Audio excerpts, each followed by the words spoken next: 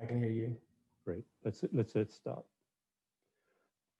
Good morning, everybody, and welcome to this research plenary on intersectional stigma and health, which we've titled "Making Black Lives Matter in Intersectional Stigma Health Research and Practice." Intersectional stigma is the convergence of multiple stigmas, either in a person or in a group, and includes stigmas related to race, gender, sexual orientation, minority identity, HIV status, age, and others. I think using an intersectional perspective allows us to think holistically about how living with multiple stigmas affects not just people's behavior, but also individual and population health outcomes. Intersectional approaches also highlight protective factors such as social support, resilience, and adaptive coping strategies that emerge when people with similar identities unite.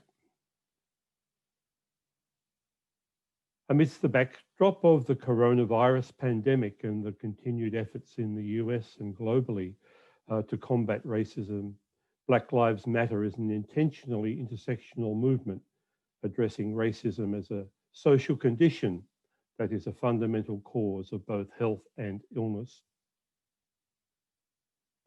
I would like to give a big welcome to our two speakers, Dr. Lisa Boleg from George Washington University and Dr. Laron Nelson from Yale School of Nursing.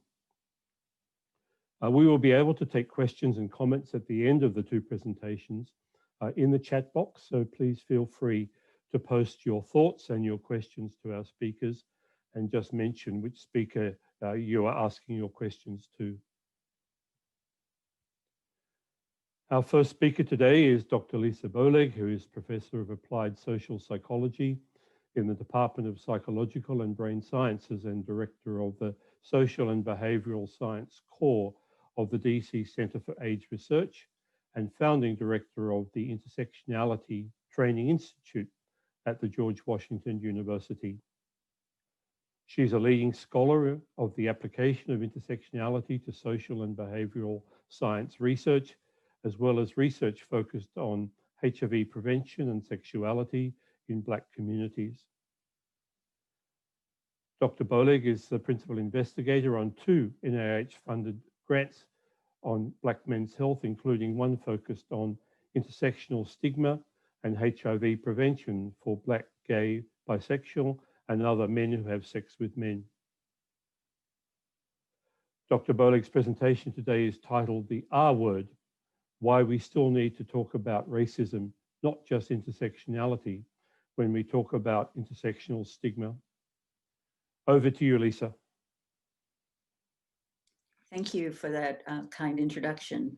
Okay, let me just share my screen.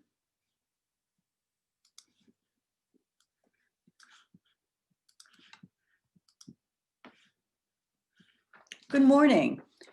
I'm delighted to be here, and I'm grateful for the invitation to speak about intersectional stigma. It's a topic that I've been talking about quite a bit this summer, and I'll show you a bit about that. But the R word, the racism word, in my very lengthy title, is paramount and a topic that's not always traveling as we talk about intersectional stigma. And so one of the things that I want to advocate and talk about is the importance of centering and prioritizing a focus on racism as we talk about intersectional stigma. So what I'm going to do today briefly is just talk about the genesis of this title and give you a little bit of background about what's been sort of rattling around in my brain as I've been speaking about intersectional stigma most of the summer. Just give a great sort of an overview of intersectional stigma 101, just so that sort of everybody's on the same page, because there are a lot of vague definitions and different ways of understanding intersectional stigma, and I want to clarify how I think about it. Then I'm going to briefly, very briefly, give you an overview of how I'm applying this in one of my studies focused on Black, gay, bisexual, and other men who have sex with men. And then I'm going to leave with some takeaways, some thoughts and questions about this racism and intersectional stigma. So this is the guiding question that I've been thinking about all summer. How does a focus on intersectional stigma function to obscure the effects of structural racism and anti-Black racism on health inequity? About this is because lots of scholars are engaged in this focus on intersectional stigma. And one of the things that's concerned me as I've heard some of these discussions is that of sexual identity, gender minority status, race, ethnicity, all of that stuff, there's a way that we've been talking about that intersectionally and structural racism, which is a formidable barrier to social justice and health equity in this. And so what I'm attempting to do is make sure that we bring that to the forefront. So 101, I always begin every conversation about intersectionality here because it is foundational. Sojourner Truth in her Ain't I a Woman's speech to the Akron Feminist Conference in 1851, and this is her famous, speech that says that man over there says that women need to be helped into carriages and lifted over ditches and have the best place. Nobody ever does that for me. And this profound refrain, ain't I a woman? And clearly she's a woman. The issue she's articulating is because her race intersects with her gender, she is denied many of the benefits that white women get. So this is where I stand, where I come in with intersectionality. And so from there, intersectionality really sort of builds, you have Black feminists like the Combahee River Collective asserting this principle of intersectionality and the notion that these multiple intersectional positions, they interlock and that they reflect power and they reflect social inequality. And so it's something that I have been trying to apply to the social and behavioral sciences. And this is my 2012 article in which I sort of argued that intersectionality is such an indispensable tool for understanding interlocking systems of privilege and oppression at the macro social structural level, as well as the micro individual level of experience. So as for stigma, much of the work on intersectional stigma is sort of shaped by Erving Goffman's work. Erving Goffman was a famous sociologist and leader in the field. And Goffman talked about stigma almost as, this sort of property of the person. Stigma is the situation of the individual who's disqualified from full social acceptance, and stigmatized individual is reduced in our minds from a whole and usual person to a tainted, discounted one. And so this notion of stigma as, as something in the person is sort of pervasive still, even as we're talking about intersectional stigma. My focus on stigma is much more in line with how Bruce Link and Joe Phelan talk about it in this wonderful article that sort of problematizes some of the problems with stigma. One of the things they say in this article that really resonates with how I think about stigma is that a term stigma directs our attention differently than a term like discrimination.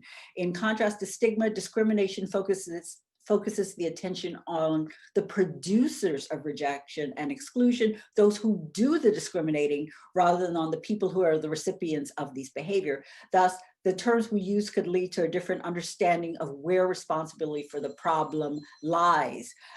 Thus, when I think the problem with stigma is, again, we're focusing on people with these so-called stigmatized identities. From my point of view, there is absolutely nothing intrinsically stigmatizing or problematic with being Black. The problem is how that's perceived by others.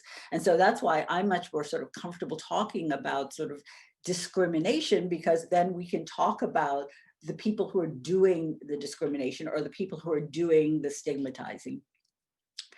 So intersectional stigma basically is this, it combines this sort of intersectional literature on intersectionality as a framework, and stigma from all these different disciplines.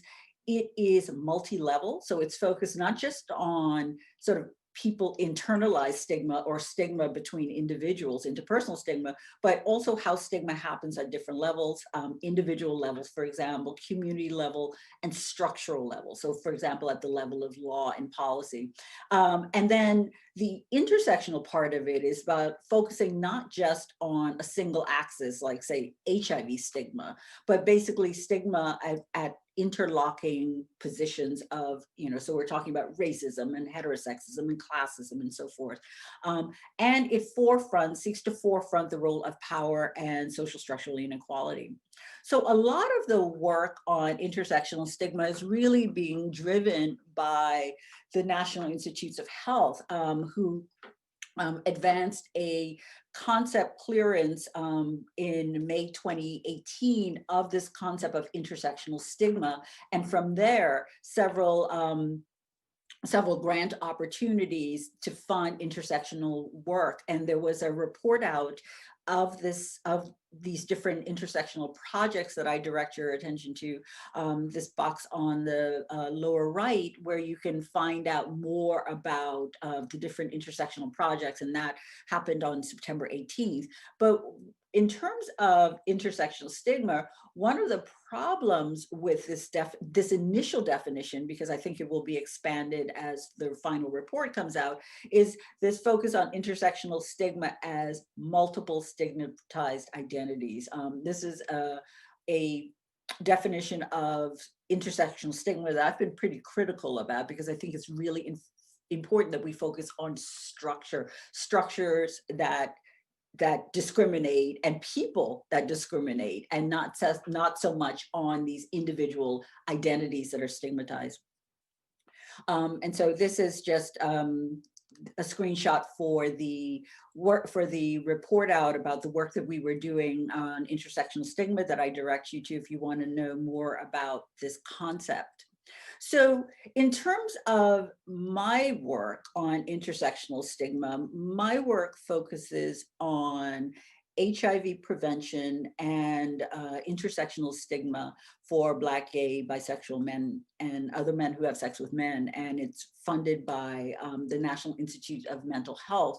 And so this screenshot just shows you that, there's been work on, or highlighting intersectional stigma as a barrier to Black men's access to HIV testing and their access to PrEP. And this is important because when we look at the behavior of the actual risk behaviors of Black gay men who have sex with men, Black, gay, bisexual, and other men who have sex with men, we see all of these studies showing that this is a group that is engaging in HIV protective behaviors, right? So there's research showing more condom use. They report fewer sex partners compared with white men. They report less drug use, more disclosure of HIV status to their partners, and less unprotected anal sex.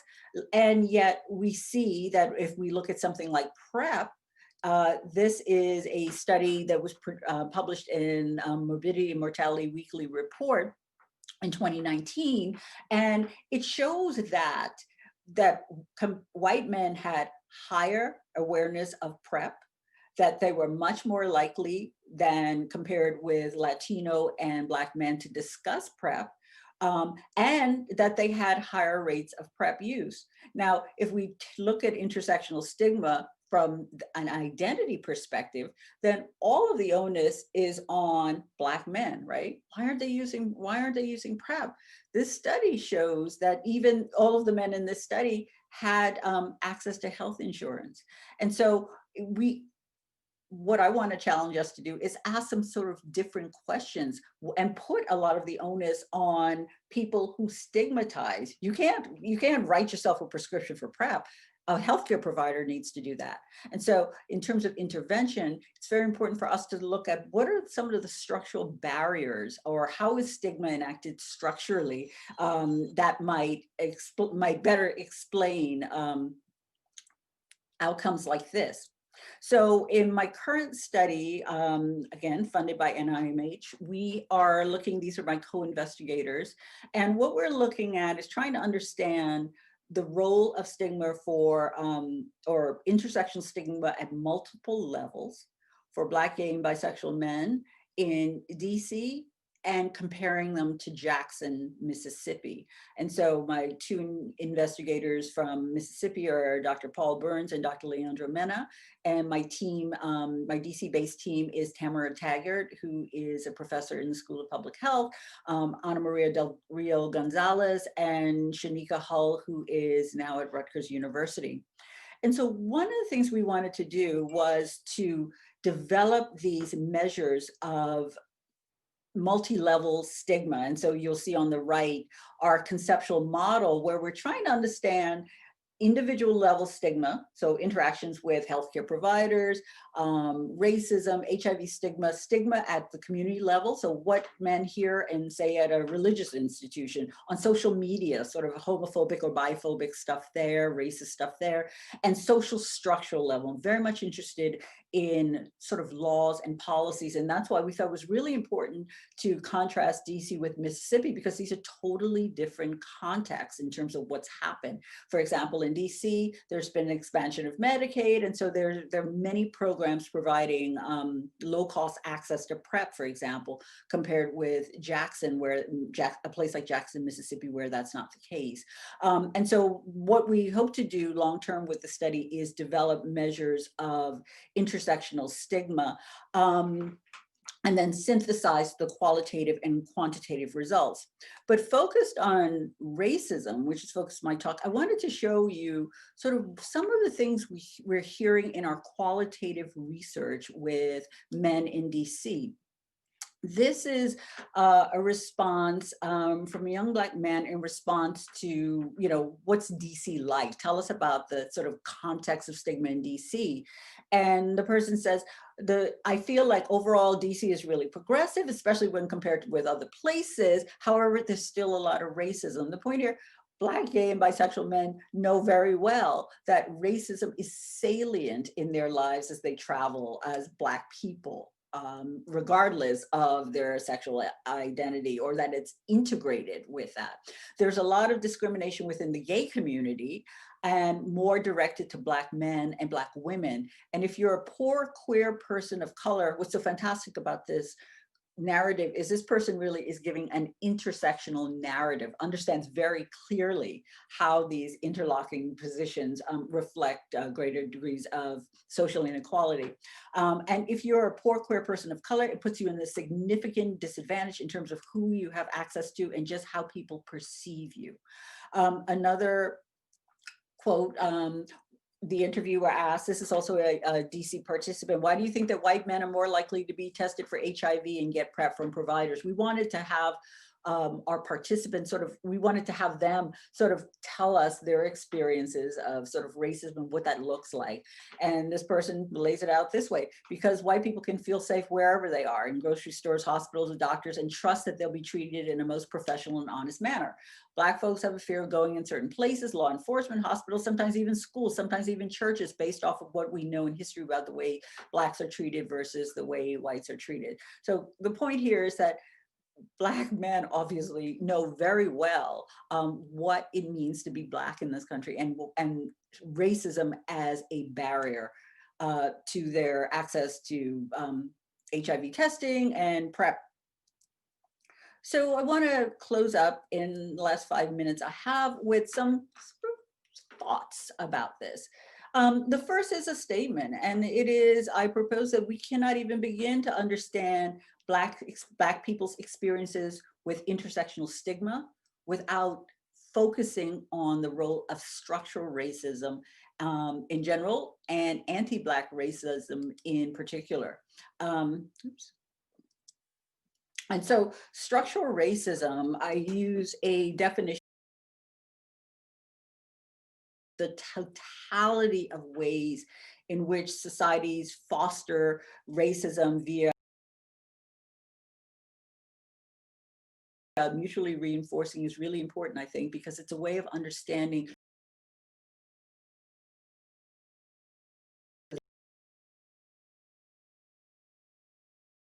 education, employment, and so forth, that in turn reinforce discriminatory beliefs, values, and distribution of and interconnected institutions. So this notion that structural racism is salient that we need to emphasize racism, not race. So often we attribute differences in health status to race when we really should be highlighting racism. And here, this is a recent article or recent letter published in Science in 2020, which is sort of advocating that NIH confront the use of race in science and be much more nuanced about making these conclusions based on this socially constructed notion of race. It's also been interesting to see in articles that are focusing on COVID that more researchers, this is an article about health affairs, are also advocating for greater attention to the role of structural racism as we look at inequities in COVID. And so this article says, although genetic risk factors may contribute to the severity of COVID-19, race is a poor proxy to understand the population distribution of such risk factors. Compelling evidence shows that racism, not race, is the most relevant risk factor. Another point is that HIV prevention interventions and just research in general focused on Black men who have sex with men should address racism as a risk factor.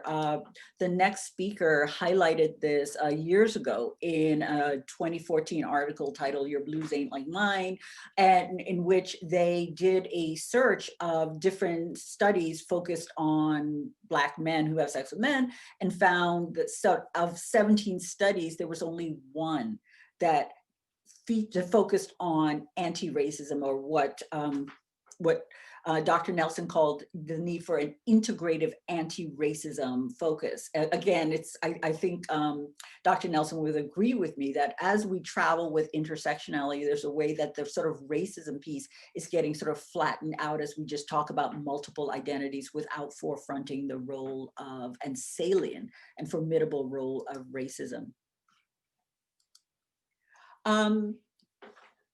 We need more of a critical race.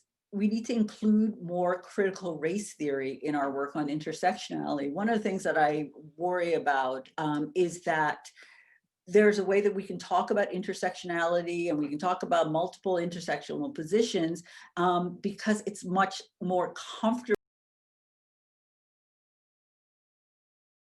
the role of racism. And so critical race theory and intersectionality, they are linked. And so one of the things we need to do from my vantage point is bring that more central in our work. One of the sort of central tenets of critical race theory is that racism is ordinary and seemingly fixed fact of what it means to be Black in the US. And so we see theory is sort of making inroads, which is good, but there's of course, the question becomes, what is possible in terms of talking about structural racism and anti-Black racism in particular in this political climate? These are just some headlines from recent articles after the election, in which this is one from the Boston Herald that says, the title, "In a closed election, some Black Americans see a clear winner, racism." Yes, indeed. So, you know, where do we go from here? And related to this, it's not just that, you know, the election told us quite a bit about the role of racism, but we see most recently in the sort of Trump administration, these sort of aggressive moves to sort of silence attention to racism and critical race theory in particular, in terms of these gag orders. And so I think the solution to this comes from the incredible Kimberly Crenshaw, who is just a formidable intersectionality and critical race scholar, about the importance of researchers continuing to tell the truth about structural racism and anti-Black racism. And indeed, Dr. Crenshaw has a new campaign dedicated to this, the Truth Be Told campaign, that about the importance of resisting the gag order. Now, one positive thing in this year is that with Biden's election, we anticipate that this will be rescinded through executive order. But nonetheless, this is sort of a warning shot about why we need to be so vigilant about continuing to talk about structural racism when we talk about intersectional stigma and when we talk about health inequities. And I will end there. Thank you.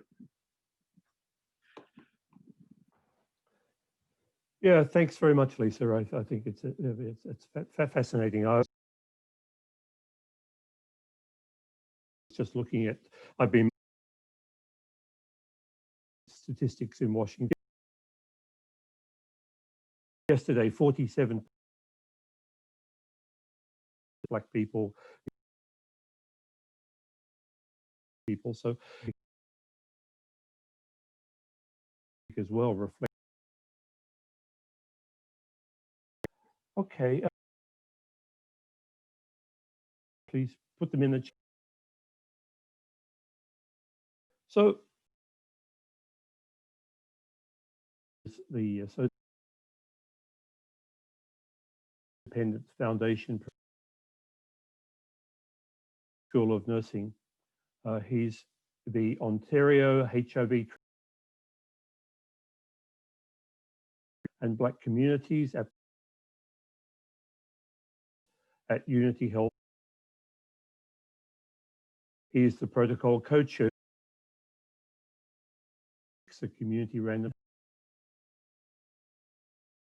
HIV status neutral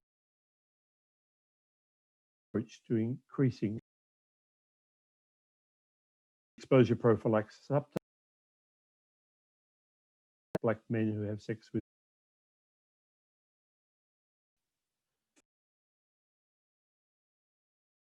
funded randomized intersectional stigma, improving rates of HIV.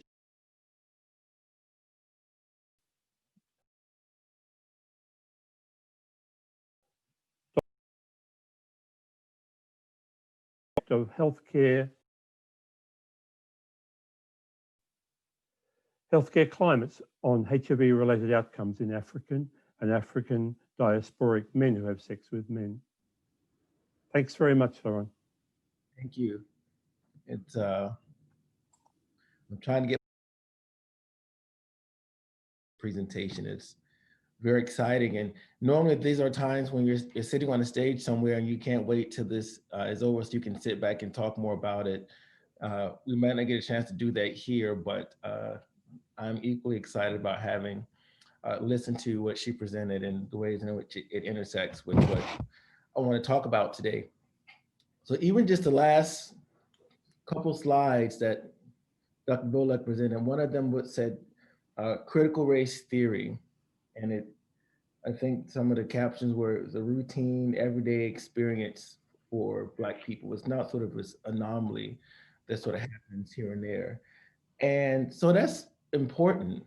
Like I want to think about that some more, even as I think about what we talk about for the next few minutes here, is that it is routine, sort of normalized everyday experience for Black people,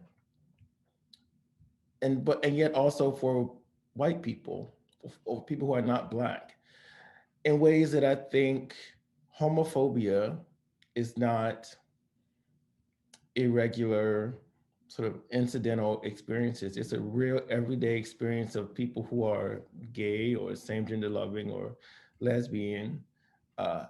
And that normalization is also an everyday experience for people who are not, who are straight, who are heterosexual. I think the same for people who are gender nonconforming or trans, have an experience that is sort of in this parallel or maybe sort of integrated universe as people who are not. Even though they don't experience the negative impacts of it, that there is a reverse to it, that the folks also experience the advantage of these inequitable social systems. I read a book recently, it's called The Lies That Bind. It's a philosophy book. It's a small book, you could read it in a day. but it's by Kwame Anthony Appiah, who's a professor at NYU Law School now. But in one of the passages, a point was made about the salience of different types of social inclusion. And he was making a comparison between the United Kingdom and the United States. And it said something like, uh, for sort of social inclusion or capital, or that in the UK, it mattered most uh, if you're white, or that it was more important to be white. Social inclusion was in that context that it was more important for you to be white, but that in the United States, for social inclusion and advancement, that it was more important for you not to be black, right? So think about that. In one context, it would really advantage you most if you were white, but in the American context, you'd be advantaged most if you were not black. That was the thing you didn't want to be if you were trying to make it uh, or get access in American society. And so I want to sort of start talking there about intersectional stigma and what it means to be gay or uh, gender nonconforming or not conforming to what people perceive as traditional norms, expectations of gender, and then to also be black, and what that looks like and how that manifests itself in these various systems. For the purpose of this talk, we're really talking about health and research systems. So I'm mostly interested in the multi-level ways in which intersectional stigma manifests and operates. As you heard in the intro, in Ghana, I do work with intersectional stigma with men who are sex with other men. We're mostly interested in HIV stigma, as well as homophobia. We call it sexual stigma, but homophobia and femphobia, this stigma against men who don't behave in ways that people sort of attribute to what they think a man should, how a man should behave. And in the U.S., as well as poverty stigma, because that is a more of a salient issue, I think, sometimes in Ghana than I've seen in other places. So those are the things we're really interested in. How does this show up in these systems, healthcare environments, research environments, as well as interpersonally between people? And in the U.S., it is racism, in particular anti-Black racism. It's also a sexual stigma, so that is homophobia and femphobia, as well as HIV stigma. Whether or not the person has HIV or not, that there's still stigma because gay identities, Black gay identities, are associated with HIV, and the behaviors that Black gay men engage in for enjoyment, for pleasure, for whatever. The sexual behaviors are also attributed or associated with negative narratives about HIV. So this is a way that I want us to think about it. And Chris sort of mentioned this when he started talking about racism as a social condition, is that this is an environmental condition, and that it is a system that we all can potentially get caught up in. I guess we probably all get caught up in it anyway. And that in such a way that we have to think about if it is an environmental condition, if it's everywhere, how then do we clean it up so that we can do better service quality, better health outcomes for, in my case, the work I do, Black, uh, gay, and bisexual men? How do we decontaminate these spaces? And even in some ways, as I say that, it assumes that these spaces are ordinarily clean, and that there's some blemishes. But uh, Lisa's last few slides sort of says that this is not uh, an issue of blemishes, but an issue of systems that are designed to work very systematically and routinely in ways that disadvantage Blackness and queerness. So how do we do that, right? When it is when it's in the air, right? When we breathe it, when we have to, if stigma's in these places, right? If it is a social condition, if it's environmental, it means we walk into it, we inhale it, which means we also expel it uh, from our lungs or from whatever. Like it comes out of us too, as much as it enters into us. That it is on us. We bump into it, we touch it, we transmit it to other things, we carry it with us, it's on our clothes, like it's around us. And it doesn't even always require our conscious participation in it in order for us to pass it along or to reinforce these stigmatizing sort of attitudes or practices that impact services of people who come to healthcare facilities. So, so I've been trying to think about this, and one way or one thing that I've thought about, I'm not the only person who's thought about it, is really that central to this sort of a step, if not a first step, is about understanding why it exists. For what, who is it? It must be benefiting someone for it to be around this long and to be so impactful, so enduring. And that is about power, the distribution of social power, and the ways in which we accept that. Like some things are okay, some things we're willing to go along with in the service of keeping power for ourselves or power in these systems uh, that we benefit from, particularly if we're not Black, or particularly if we're not gay, or not living with HIV, or our manifestations of our gender conform with sort of dominant societal expectations. Not so we don't want to give that up, and that needs to change um, in ways that are not just about getting people to change attitudes. That's one way you could do it, is if get people to think differently about themselves and other people and incorporate more viewpoints and ideas. But that doesn't fundamentally shift or decentralize how power is distributed. And part of it, I think, is reconstituting how that power is distributed, who are in those positions. I think sometimes, and about when I this title about it being in the air, even if we think about the composition of research teams. So we talked about in that introduction, sort of mentioned different research teams that I'm on right now, and thinking about how, from an intersectional perspective, the work I do is with Black gay men. Some of you might be doing work with Black gay men or other population that have these intersectional identities that you're trying to work to help improve health outcomes on regarding stigma. In my case, it's Black gay men. And a question that I have to ask, that we all have to ask, is how do Black gay men connect with that work? My work as a healthcare provider or my work as a researcher? Is it just as participants, subjects, uh, or perhaps you have Black gay men on your community advisory board? Probably do.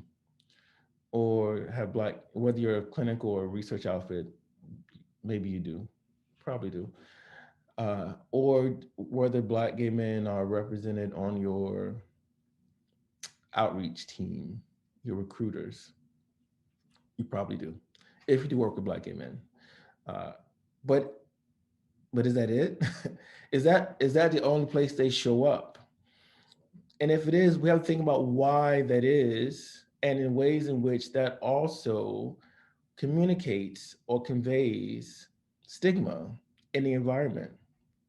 If the only time a Black gay man sees or encounters a Black gay man in the research process is the person that gives them the flyer, then that's not an environment that is centering intersectional Black life. If that's the only place they show up, if the only place you see or encounter Black gay man in a healthcare context is the person who gave you the referral, who said, go to this clinic, or give you the card, and that's the last time you see a Black gay man in your entire encounter, like that is not centering intersectional Black life, particularly for Black gay men. The point is that the absence of of these intersectional identities is not passive. It is a direct communication of whether or not that environment is for you. It communicates where you belong, where you fit in the social hierarchy of that environment. And it is not random, it is not accidental, it's not coincidental. It is how the system operates. And it is a way in which stigma is reinforced at these multiple levels. So even to this point, I've not talked about these interpersonal interactions.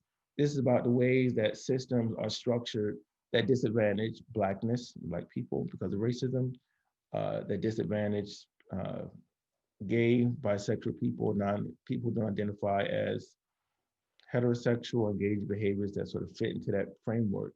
How these systems disadvantage that. Uh, Part of some of the work we're doing is in the South. I'm from the South. I'm a Southerner. Um, I don't live in the South right now, but I identify as a Southerner. I'm a Georgia boy. So, but in the South, many places where I grew up, I didn't get my health care places that were mostly led by white people. It just wasn't, I don't know if I know why that was, but I think in principle, we had our own communities and there was never a need for me to go across town to some of these places to get my health care. So my nurses and doctors and dentists were all Black people growing up. And in some places, that's still the case.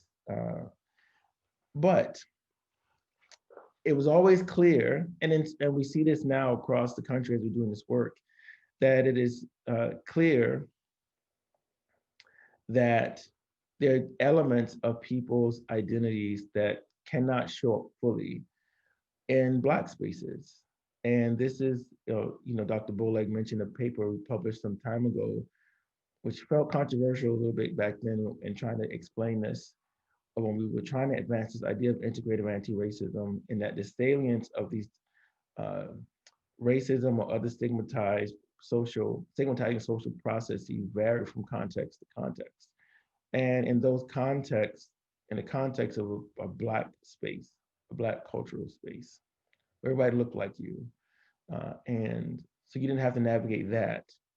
But you had better not be too gay, whatever that meant in this space, that you knew you couldn't fully show up in these places. And maybe you could be gay as long as you were not soft or too feminine, or you didn't twist too much, or you didn't cross your legs too tightly. That is a way in which intersectionality of people's identities are still stigmatized in these contexts. And so I'm saying this to get back to the first point, is that we can all get caught up in this system because it is an environmental condition that in some ways we all perpetuate and can influence, because the ways that it privileges some of our identities at the expense of other identities, and the degree to which we think best acceptable. For many of us, some of us, it just would not be acceptable to participate consciously in a system that produce differential racial impact against Black people. But might not feel the same way when we're talking about gay people, right? Or Muslim people, or other people that we think is okay to treat a bit differently because it's not us. And then the other thing, so those are important issues. The issue about structural changes, the issue about how the environment is already communicating to you before you talk to anybody, before you interacted with anybody. The place is already telling you whether or not this is for you or whether it's not. And we conform to that in ways that may shape what we say or choose not to say in the clinical encounter, whether we disclose pertinent behavioral information that will be necessary for people to make assessments or plans or diagnoses or order tests, or whether we don't. And that is not just about individual motivation, that is about the ways in which individuals are having interaction with these environments. And to Lisa's point, the focus of stigma is on the ways in which uh, these environments or these conditions are imposing that on people and having impacts on people. And then the last thing I'll say, maybe it's the last thing I'll say, is really thinking about how, so I talked a lot about the ways in which systems harm, uh, maybe consciously or not, but I think there's needs to be more attention in these environments uh, to creating sort of affirming climates, places that say we want you, right? Places that are nurturing, that build, uh, uh, that don't just assess and evaluate and extract data, information, whatever it might be. That those that go into a place, even if no one isn't consciously tearing you down, that to be in a system that is sort of so-called neutral, but doesn't identify assets or celebrate those assets or try to build on those and strengthen those, is also an environment that is stigmatizing. Because I think inherent to these environments are ways that for other identities, those assets are identified and prioritized, even if they're ways that are so normalized that you don't see them. And other people suffer from that.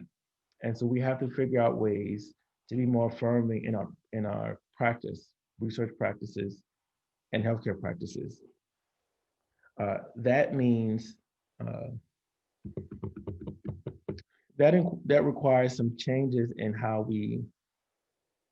what we accept as sort of a practice or research culture, what's allowable.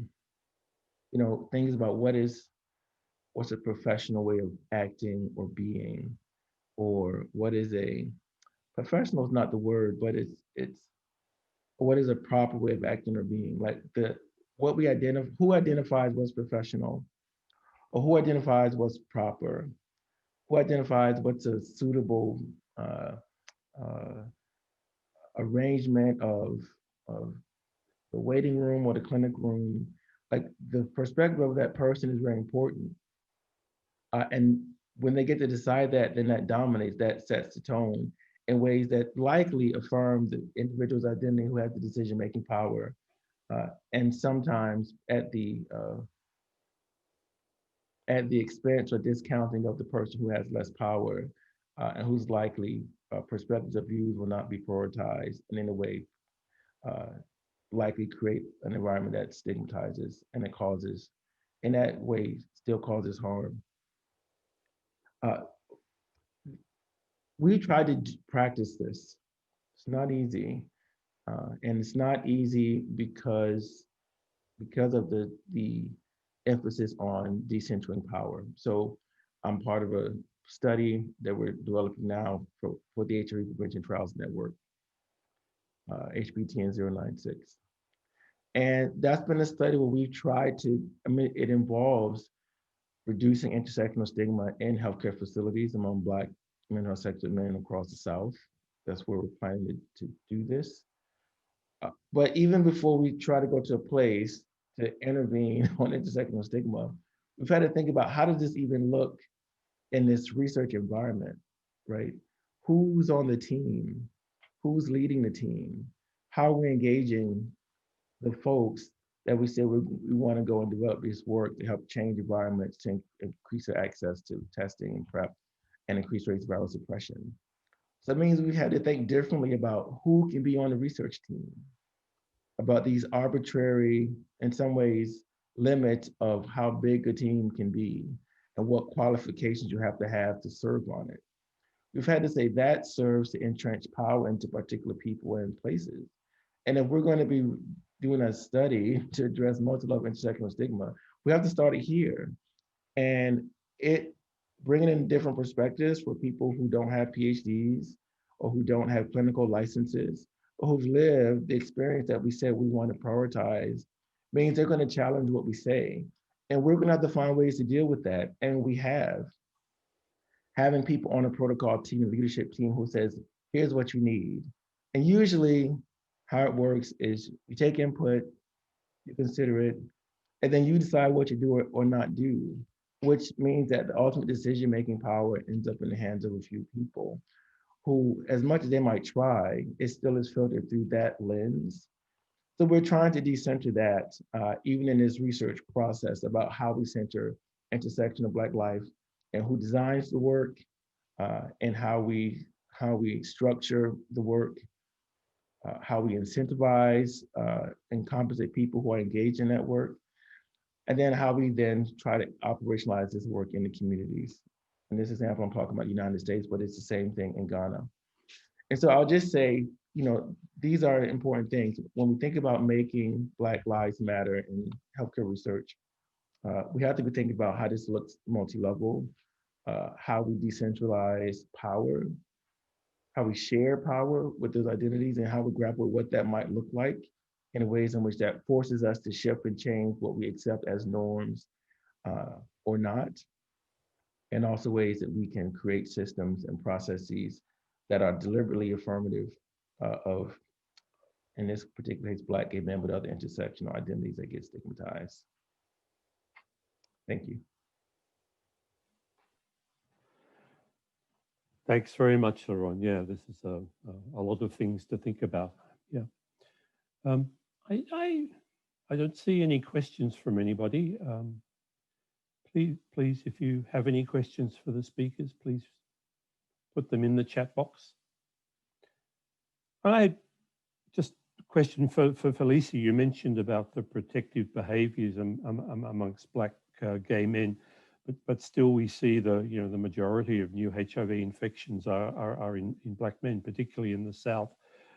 How do you think, are those protective behaviours not really protecting people? What do you think? I think they are.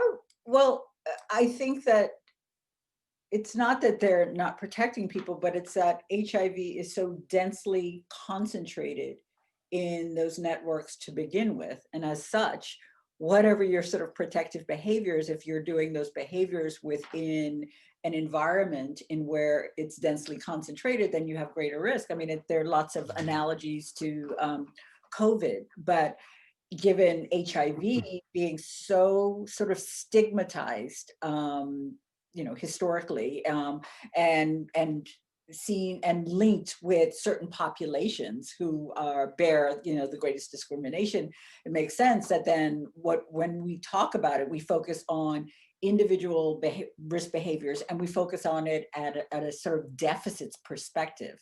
And so I think, COVID is showing us some really interesting sort of parallels, right? Because you cited before Dr. Nelson spoke, the latest statistics on COVID showing that it's disproportionate for Black people. And if you only look at that through the prism of race, then it's very easy to think about, sort of what Black people are doing or not doing, right? Where they're wearing masks or they're not wearing masks. And the research is showing that so much of that risk is increased by structural factors such as occupation. Most people, many Black people live in households where somebody works in the health sector. And that could be as an orderly and all of that. And so again, I think it's really important for us to bring this sort of structural lens when we're talking, whether it's talking about HIV risk in Black gay men or COVID in Black people. And that's not what we've done historically, because it's so much easier to focus on individual, what this person is doing, and certainly to focus on deficits, all the ways what they're not doing. Right, and let me just say too, I published a paper in a Journal of Urban Health that talked about economic, social, and legal hardships and their association with risk for HIV. And so it wasn't even condom use that were the biggest predictors of things like STI, HIV infection. It was things like being over policed, like having encounters with the criminal justice system, or not having insurance, or being unstably housed, or having recently lost a job, right?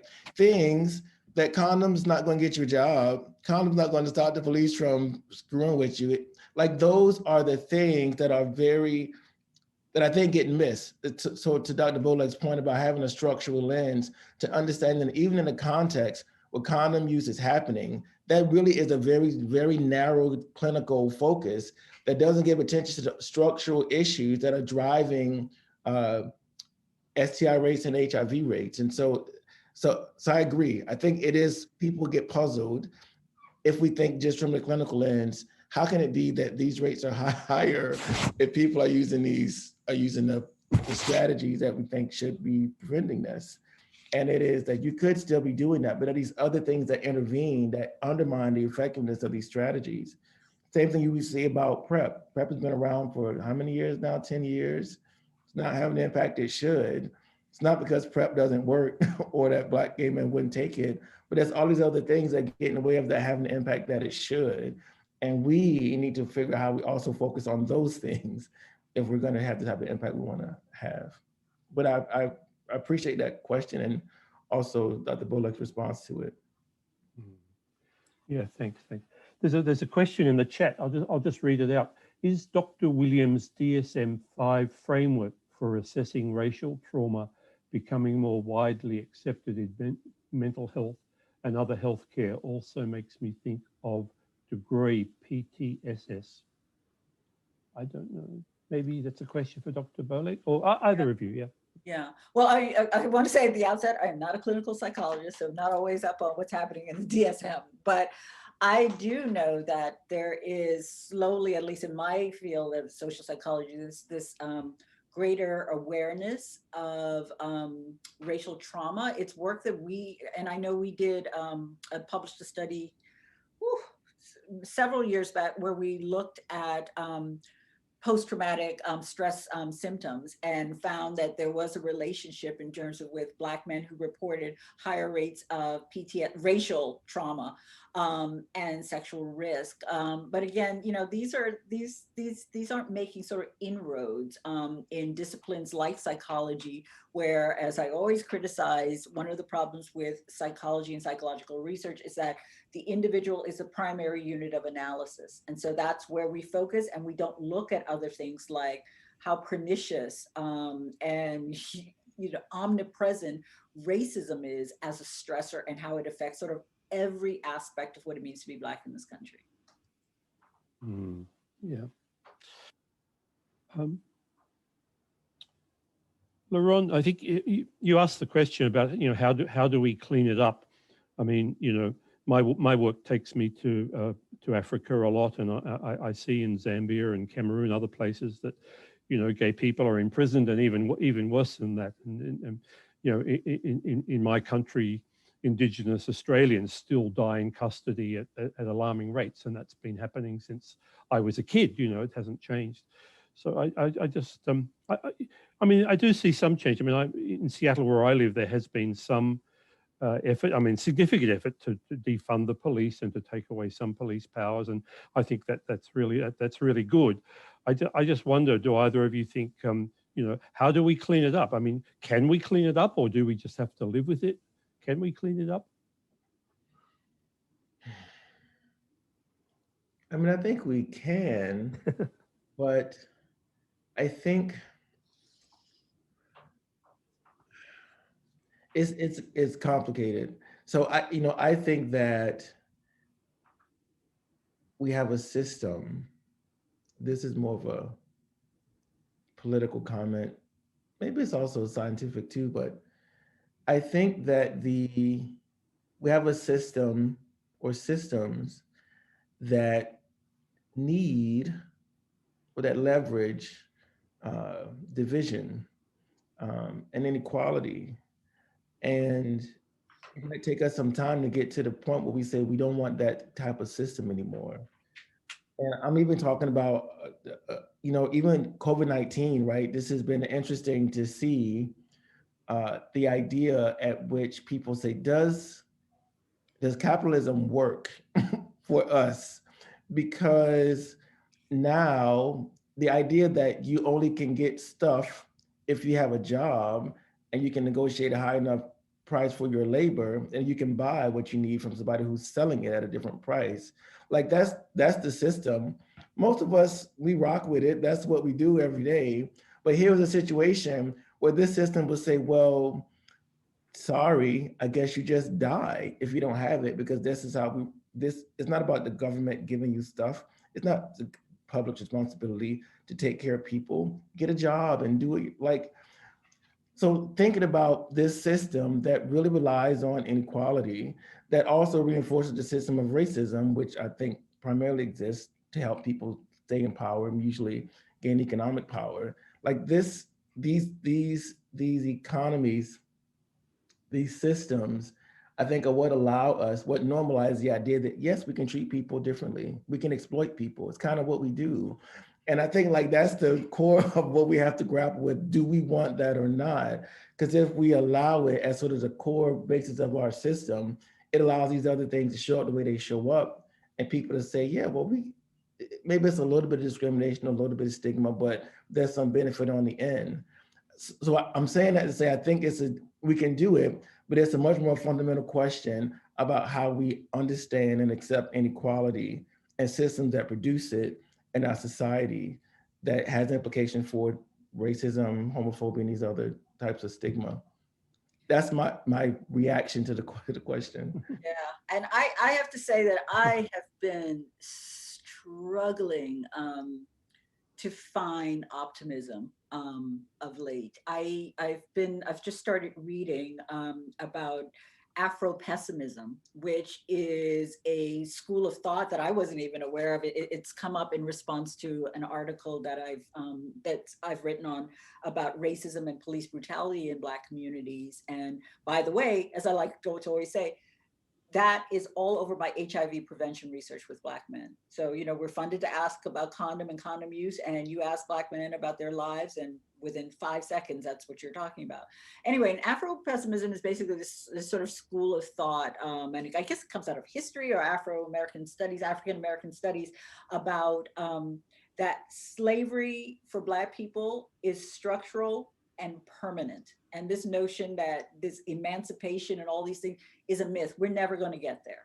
And it's hard to read that stuff. But then, on the other hand, as I'm reading it, and then also, looking at things that I'm looking at what James Baldwin was writing about, same stuff, police brutality, there's, so much has changed and so little has changed. And so I'm not quite sure how we're going to get there. I see that some of the grassroots movements, like some of the stuff that Stacey Abrams is doing in Georgia around the vote, but I am becoming more pessimistic. And the vote, that slide that I showed about the Boston Herald, where Black Americans say that what we really want on the ballot was racism, gives me little hope about how we're going to change, if we're ever going to change this in my lifetime.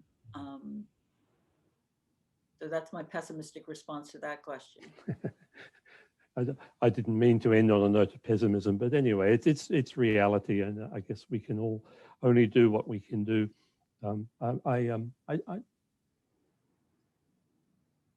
There's another question. How do the panelists feel about intersectionality as a barrier to ending WS, particularly because it frequently positions Black men as benefactors or perpetrators of oppression against Black women and gays? That's not my understanding of intersectionality, because the flaw in that question is that it positions Black men as heterosexual. Intersectionality is always looking at sort of the ebb and flow of power and privilege for groups at different positions. And so Black men are not a monolithic group. And so I sort of reject the premise of that question, because I would ask, well, which Black men are you talking about?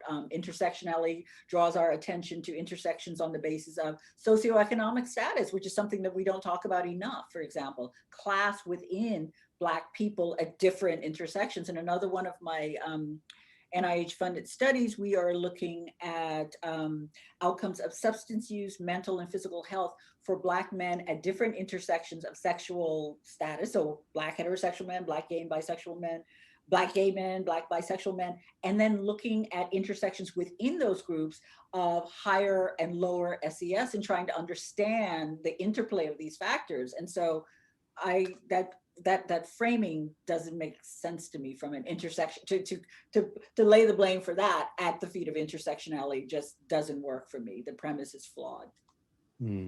One of the things I would suggest, I don't have anything to add because I agree with Dr. Boleg's comment. So there's a group in Canada that I worked with a long time ago. It's called the Black Daddies Club.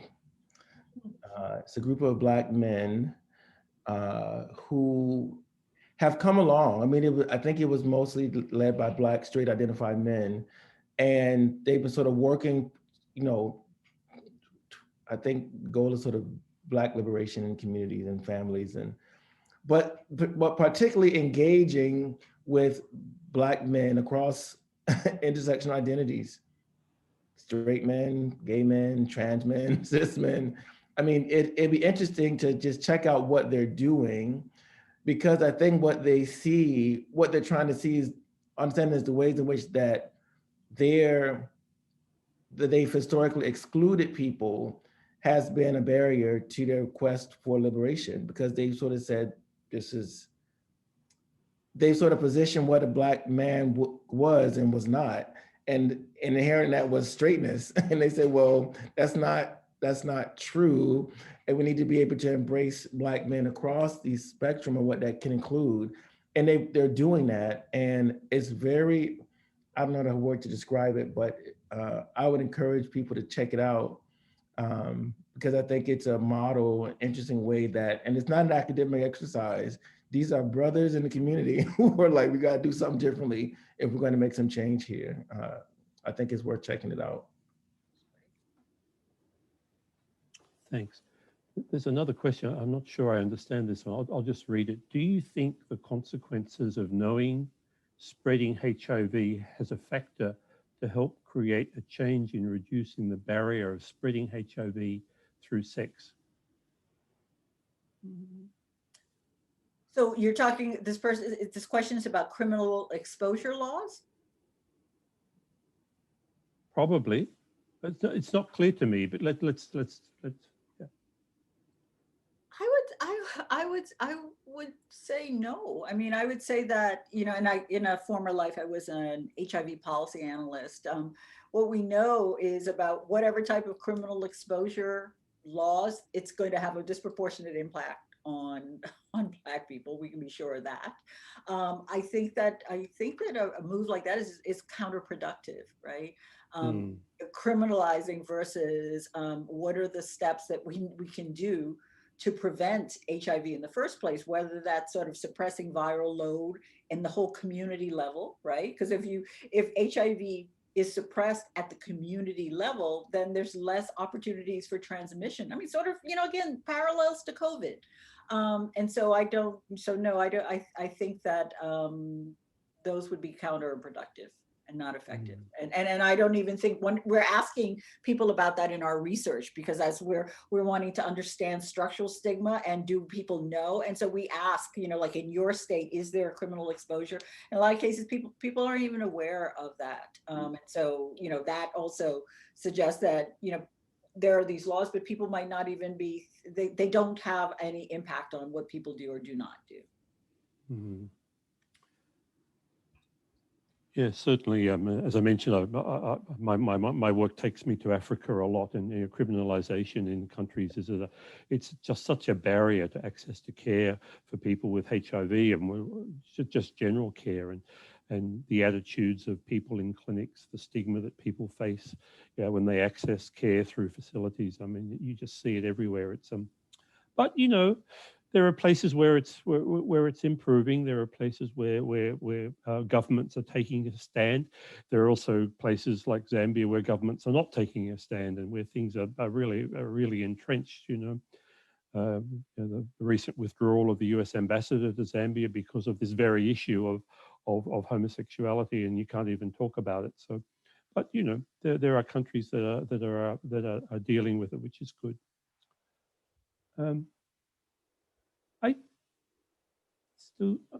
I don't see any more questions, and I think maybe our time is just about up. So I'm going to say to both of you, thanks very much. I mean, it was really, really good. I mean, it was fantastic. So thank you both for your time and for your efforts in presenting and for fielding questions. And I hope one day that we might be able to meet in person. So, I hope so. Thanks. Thanks, everybody, and goodbye. Thank you. Bye-bye.